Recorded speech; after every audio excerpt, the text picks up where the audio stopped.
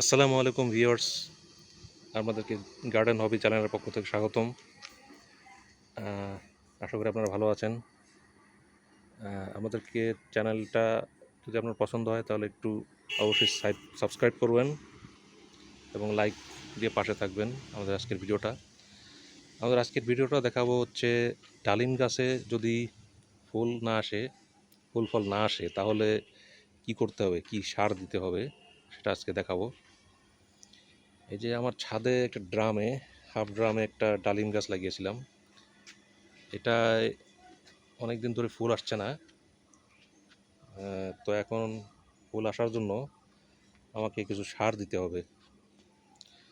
তো সার দেওয়ার জন্য আগে আমি করেছি কি, এর গোড়ার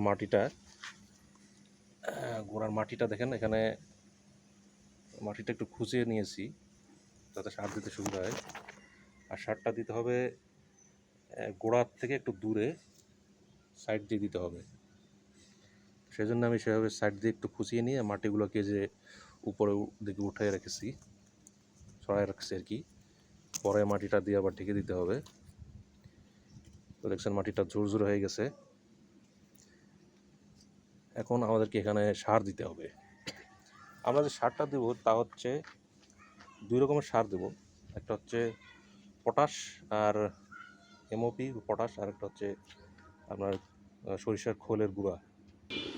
এখানে দেখেন একটা বাটিতে আমি সরিষার খোলের গুঁড়া এবং পটাশ সার মিশিয়ে রেখেছি।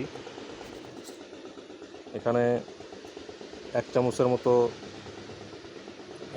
দিয়েছি পটাশ সার এবং 2 চামচের মতো দিয়েছি হচ্ছে সরিষার খোলের গুঁড়া। সরিষার খোলটা বাজারে পাওয়া যায়, সেটাকে গুঁড়ো করে নিতে হবে। তো এভাবে গুঁড়ো করে দুটোকে একসাথে মিশিয়ে রেখেছি। এখন আমি সারটা দিয়ে দেবো। সারটা অবশ্যই দিতে হবে গাছের মানে একদম গোড়ার থেকে একটু দূরে পাশ দিয়ে দিতে হবে। এভাবে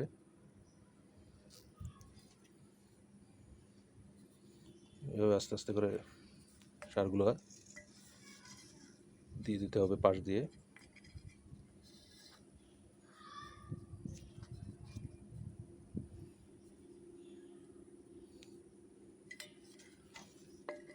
এভাবে আমি দিয়ে দিলাম।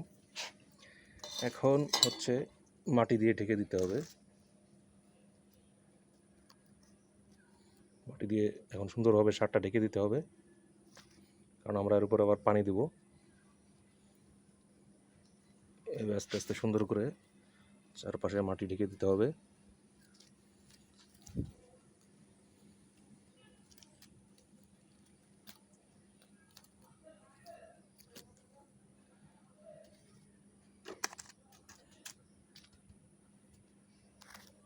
আচ্ছা, এখন আমরা ঢেকে দিলাম। এখন আমাদের কাজ হচ্ছে এখানে পানি দিতে হবে, মাটিতে পানি দিতে হবে। এখন আমরা মাটিতে পানি দিলাম, একটু হালকা করে দিতে হবে পানিটা, যাতে মাটিটা একটু ভিজে যায়।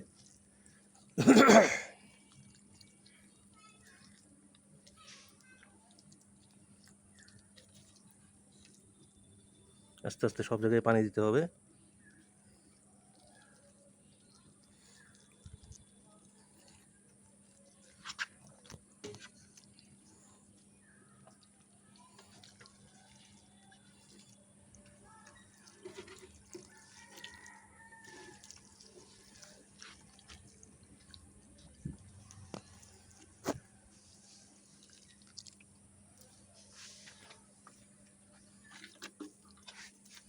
তো এভাবে পানি দিয়ে দিলাম আমরা। এরপরে যেটা করতে হবে, এভাবে রেখে দিতে হবে যাতে সারটা মাটির সাথে ভালো মতো মিশে, এবং আশা করি ইনশাল্লাহ ফুল ফল আসবে আমাদের গাছে। তো দর্শকবৃন্দ, এভাবেই আমাদেরকে ডালিম গাছের পরিচর্যা করতে হবে নিয়মিত। এছাড়াও কিছু প্রুনিং করতে হয় গাছে, অর্থাৎ অপ্রয়োজনীয় পাতা কেটে ফেলতে হবে, অপ্রয়োজনীয় ডাল কেটে ফেলতে হয়।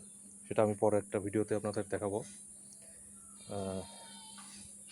তো সবাইকে ধন্যবাদ।